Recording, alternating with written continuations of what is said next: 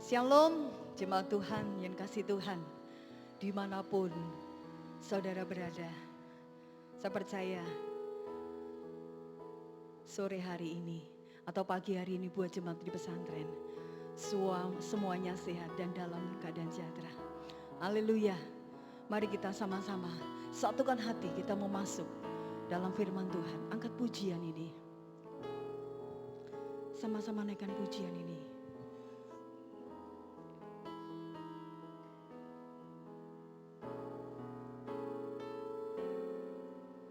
Tuhan, Kau sempurna dalam rencanamu dan karyamu. Ku serahkan hidupku, murnikan dengan roh-Mu. Tuhan, Kau sempurna dalam rencanamu dan karyamu. Ku serahkan hidupku,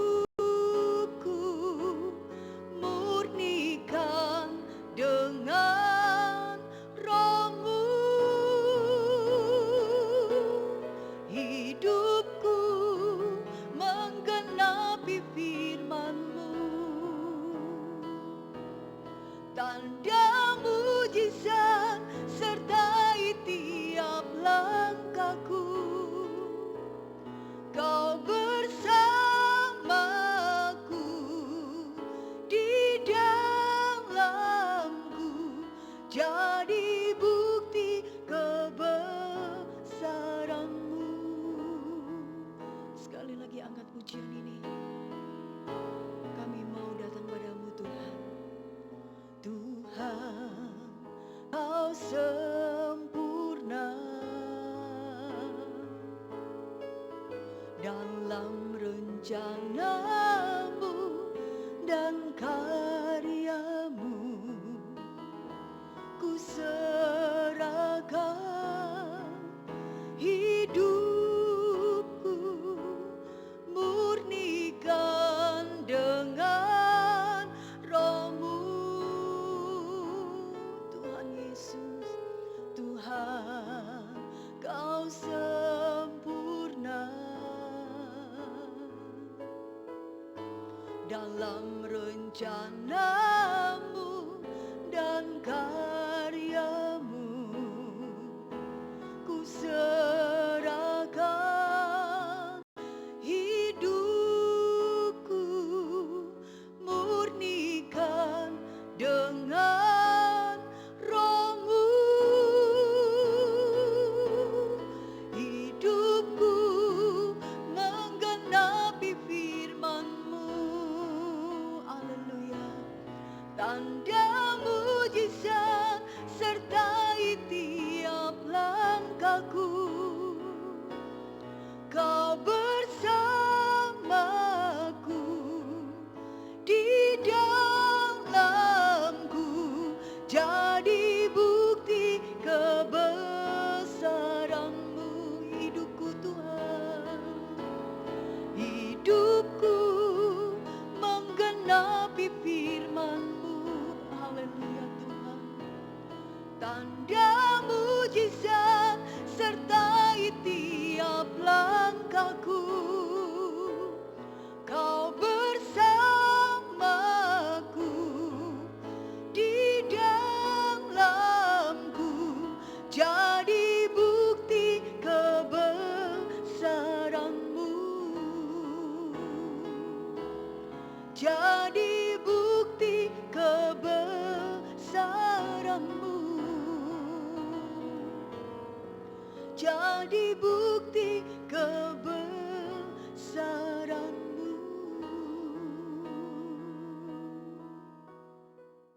Kami percaya Tuhan, Engkau Allah yang setia. Engkau Allah yang sempurna di dalam setiap jalan dan rancangan-Mu. Sebab biarlah Tuhan saat ini, saat sore hari ini Tuhan, kami boleh duduk diam untuk terima kebenaran firman-Mu. Mari singkapkan Roh Kudus rahasia kebenaran firman-Mu. Biarkan kami boleh mengerti apa yang menjadi rancangan Tuhan atas hidup kami. Melalui kebenaran firman-Mu pada sore hari ini, pagi hari ini, yang akan kami dengar. Kiranya Allah Roh Kudus memberkati kami, menjadikan hati kami tanah yang subur, sehingga kami boleh diberkati. Terpujilah Engkau Bapa. Kami siap terima kebenaran firman Tuhan di dalam nama Tuhan Yesus. Haleluya. Amin. Puji nama Tuhan, saudara. Ada sukacita? Puji Tuhan, saya percaya. Sekalipun kita berada di masing-masing rumah kita, tetapi biarlah kasih anugerah Tuhan tercurah atas kita. Baik untuk pagi, bagi jemaat yang di pesantren, maupun jemaat pusat. Jam 5 sore, kita boleh duduk diam di kaki Tuhan untuk menerima kebenaran firman Tuhan.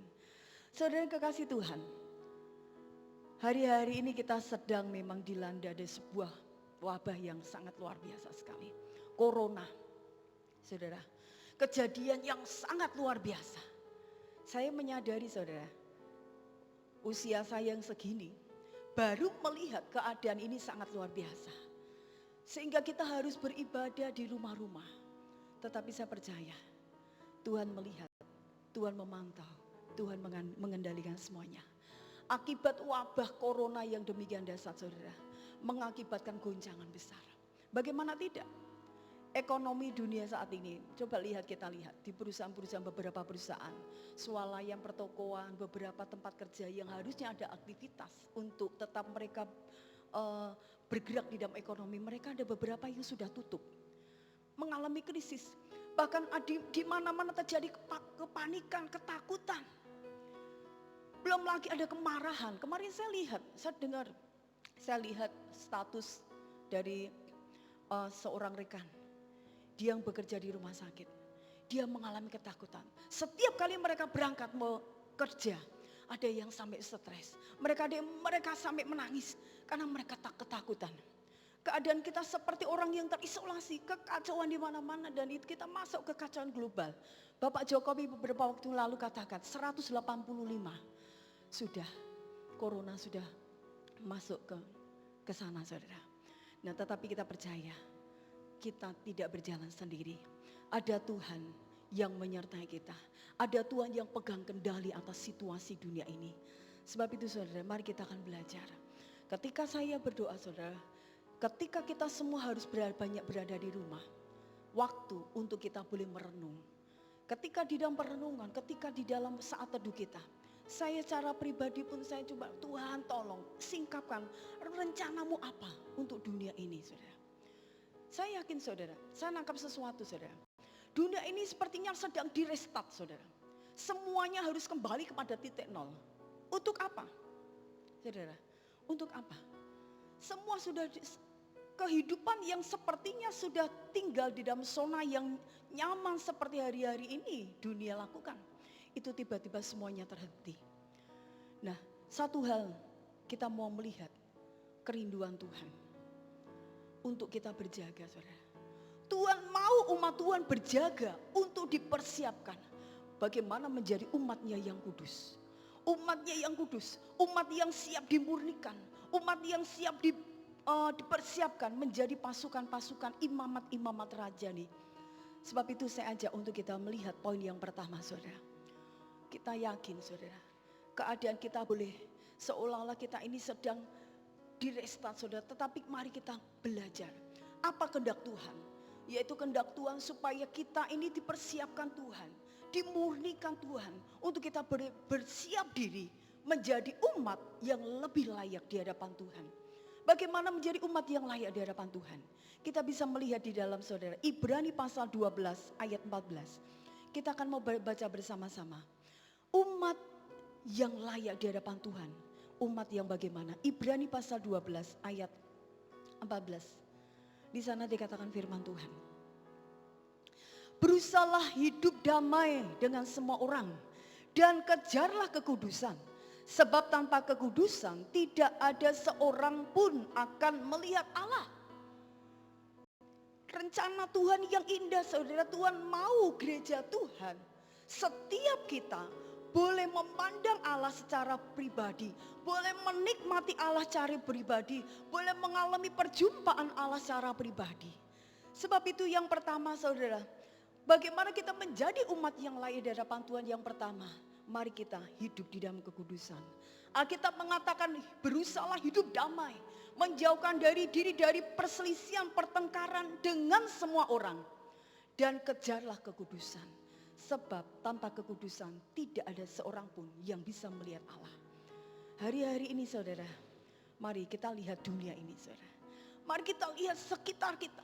Bagaimana keadaan dunia ini yang begitu sudah sangat rusak.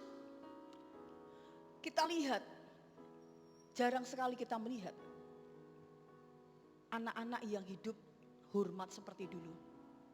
Anak-anak sudah mulai tidak hormat kepada orang tuanya banyak. Anak-anak murid-murid tidak hormat lagi kepada guru. Tidak ada kejujuran, itu suatu hal yang mahal.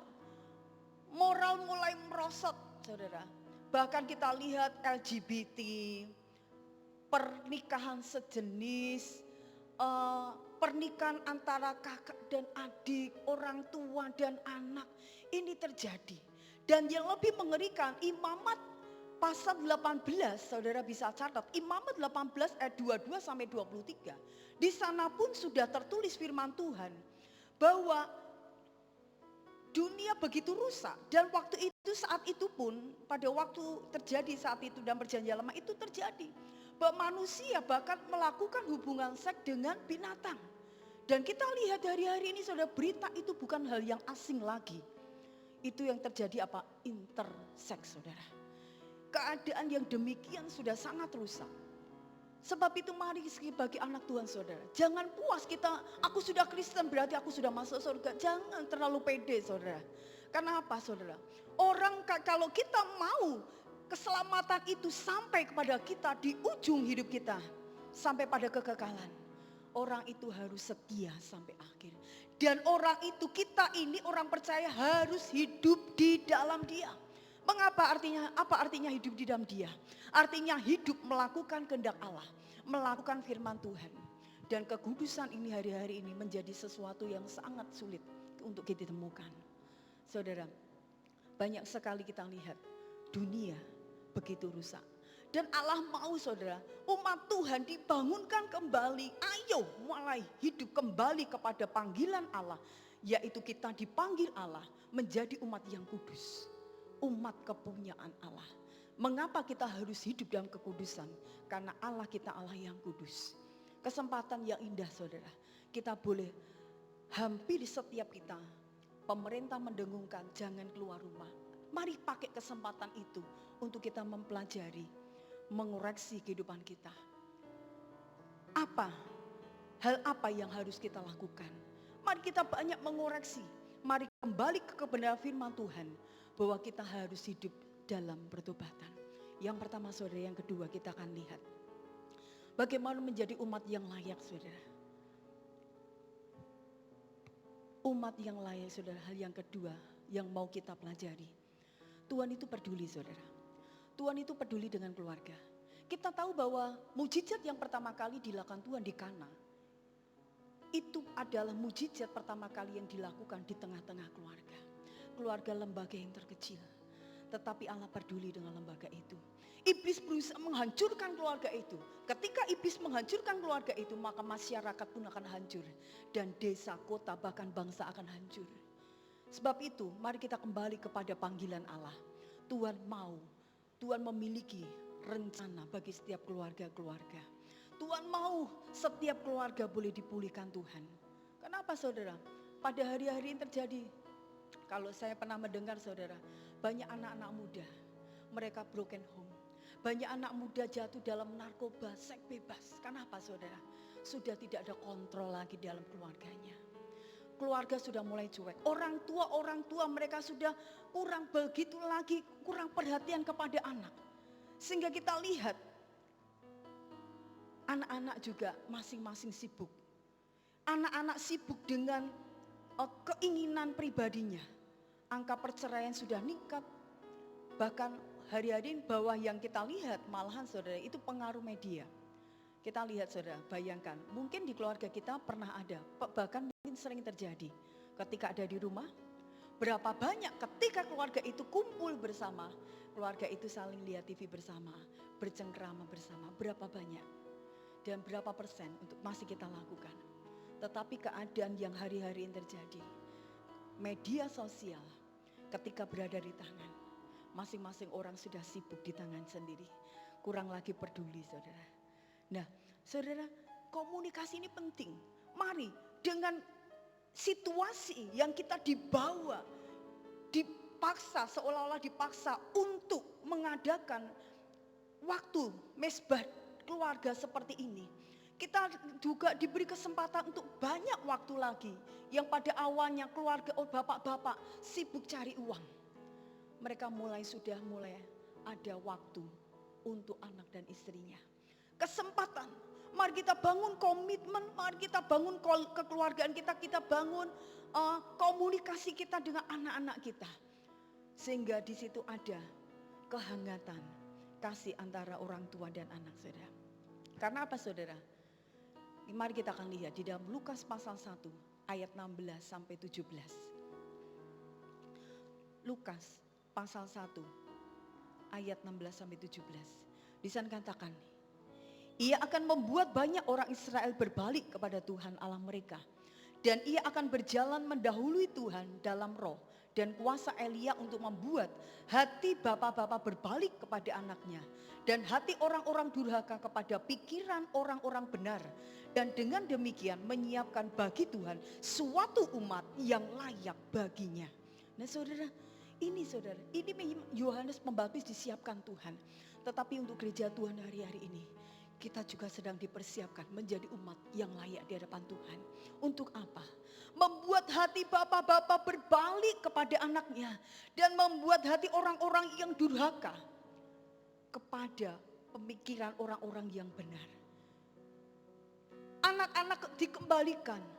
Hati anak-anak dikembalikan kasihnya kepada kedua orang tua mereka dengan rasa hormatkan kasih mereka.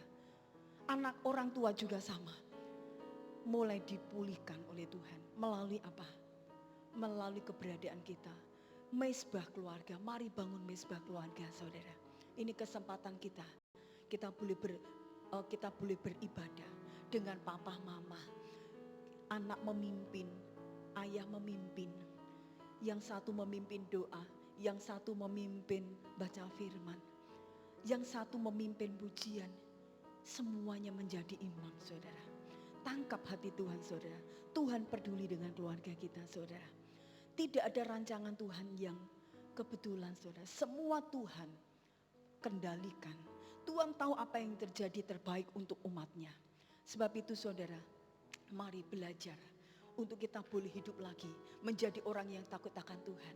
Suami-suami, bapak-bapak, dengarkan firman Tuhan. Kalau engkau bapak-bapak menjadi orang yang takut Tuhan, anak-anakmu 70% mereka akan hidup takut Tuhan. Tetapi ketika bapak-bapak tidak takut Tuhan, tetapi ibu-ibu takut Tuhan, engkau akan melahirkan, menumbuhkan anak-anak 50%. Mereka hidup takut akan Tuhan. Tetapi hal yang dahsyat saudara, ketika ayah, ibu 100% takut Tuhan saudara, dua-duanya hidup takut Tuhan, maka anak-anaknya juga akan hidup takut Tuhan saudara.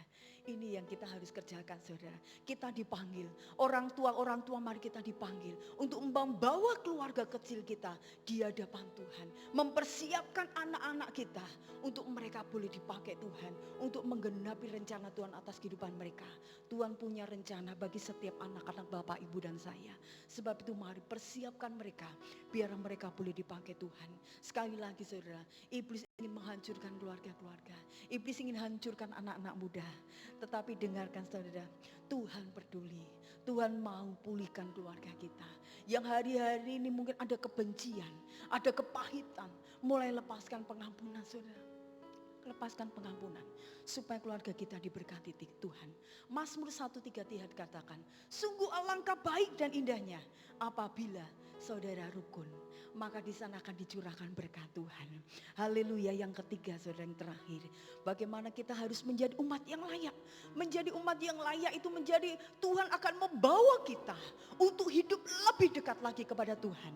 Silakan saudara membuka Alkitab saudara di dalam Mazmur 62 ayat 1 sampai 6, ayat 1 sampai 2.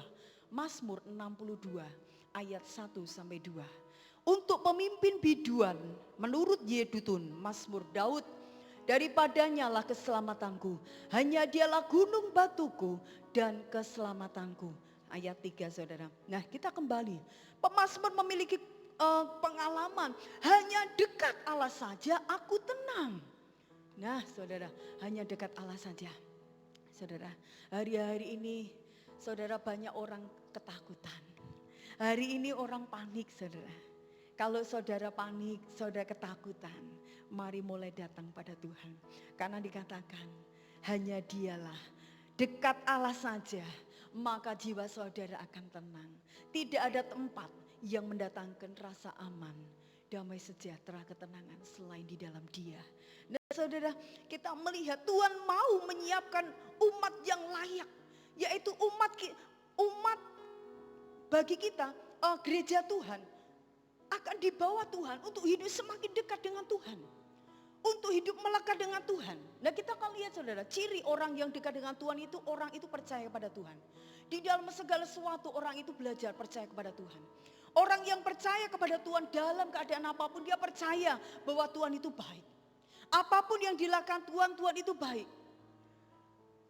Tuhan mau hanya kita percaya pada Tuhan. Alkitab mengatakan terkutuklah orang yang mengandalkan Tuhan. Tetapi diberkatilah orang yang mengandalkan Tuhan. Terkutuklah orang yang mengandalkan manusia. Tetapi diberkatilah orang yang mengandalkan Tuhan. Artinya apa saudara? Ketika kita percaya pada Tuhan, kita andalkan Tuhan. Itu tanda berarti kita memiliki korelasi yang baik dengan Tuhan. Orang yang dekat dengan Tuhan, bukan saja orang itu percaya Tuhan. Orang yang dekat dengan Tuhan, orang itu memiliki kehidupan doa, saudara. Orang itu memiliki kehidupan doa, memiliki kehidupan firman di dalam hidupnya. Ini yang paling penting, saudara. Ini harus kita kerjakan hari-hari ini. Tuhan mau dan sedang mempersiapkan kita menjadi imamat-imamat yang rajani, bangsa yang kudus, umat kepunyaan Allah. Tuhan panggil kita. Tuhan panggil kita untuk dipersiapkan menjadi imamat-imamat rajani. Kehidupan imamat itu kehidupan yang memiliki kehidupan doa. Bukan saja pujian yang berapa waktu yang lalu kita sudah pelajari, tetapi juga memiliki kehidupan doa. Ada kesukaan baca firman.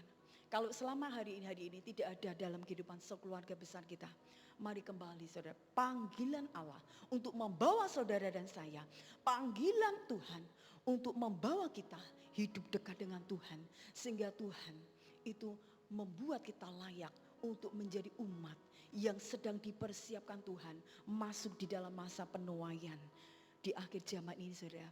Orang yang tak dekat dengan Tuhan itu memiliki ciri apa saudara? Orang itu tidak ragu dengan Tuhan. Makanya tadi dikatakan bahwa ayat yang kedua, hanya dekat Allah saja aku tenang, daripadanya keselamatanku.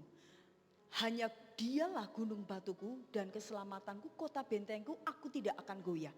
Ini orang yang dekat dengan Tuhan. Orang yang dekat dengan Tuhan, sekalipun kabar yang beredar menakutkan, tetapi itu tidak membuat kita ketakutan. Tetapi itu akan membuat kita tidak akan goyah. Kita tetap teguh. Iman kita kepada Tuhan, kita tidak ragu dengan Tuhan. Kalau firman Allah yang hidup mengatakan ayat 2, mengapa aku harus tegang katanya. Mengapa aku harus takut saat hidup di dalam kesulitan? Firman Tuhan di dalam firman Allah yang hidup gitu. Karena Tuhan itu yang melindungi aku. Nah saudara yang kekasih Tuhan, hari-hari ini sedang terjadi wabah yang sangat luar biasa. Mari kita akan pegang firman Tuhan ini. Kalau hari-hari ini ketakutan melanda di seluruh dunia, tidak terkecuali gereja Tuhan. Tetapi sekali lagi saya katakan, orang yang dekat dengan Tuhan, orang itu tidak akan tegang. Orang itu tidak mengalami ketakutan. Orang itu akan tetap bisa berdiri goyah. Dan dia katakan, Allah pelindungku, aku tidak takut sebab dia besertaku. Mari saudara kita berjalan, kita menggenapi rencana Tuhan.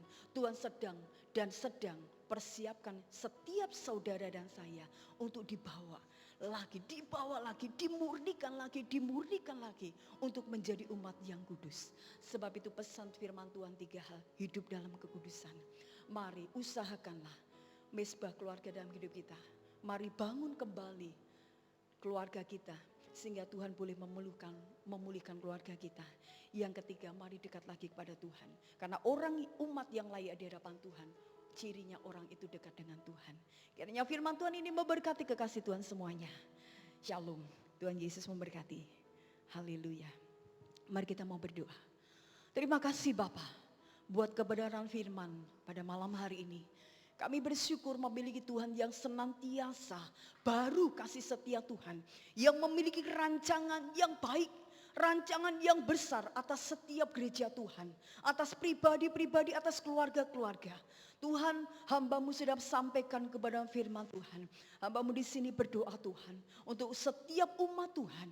Baik mereka yang ada di pesantren maupun seluruh jemaat Tuhan GCPDI Immanuel Tuhan. Kiranya Engkau akan menjadikan setiap mereka mempersiapkan umat menjadi umat yang kudus. Menjadi umat yang boleh mau kami membangun keluarga kecil kami.